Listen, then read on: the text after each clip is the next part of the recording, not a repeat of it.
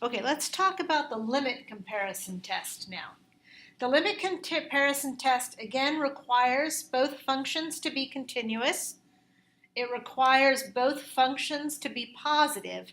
Again, greater than or equal to 0 for x greater than or equal to some a, okay?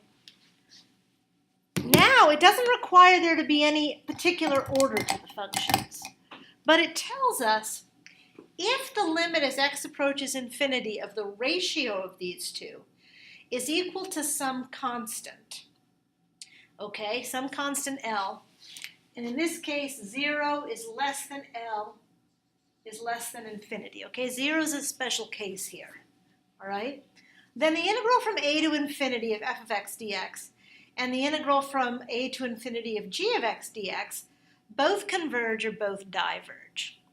So when is this useful? This is useful when you want to use a direct comparison test, but your comparison goes the wrong way.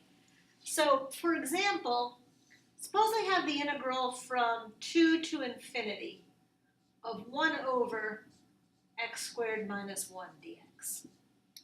Well, this looks a lot like 1 over x squared, so that's what I want to compare it with.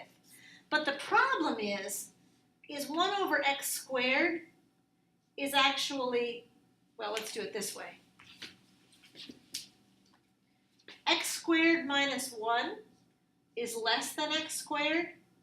So 1 over x squared minus 1 is actually greater than 1 over x squared. And this is convergent. So it's not going to help me. I don't know anything if I have a function that's greater than a convergent function. So the direct comparison test with a really easy comparison, not really useful.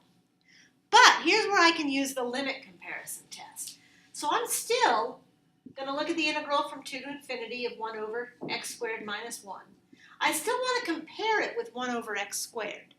But in this case, I'm going to let 1 over x squared be my g of x. It's going to be my new function that I'm comparing with. So I'm going to take the limit as x approaches infinity of 1 over x squared minus 1 over 1 over x squared. So in this case, again, f of x is 1 over x squared minus 1.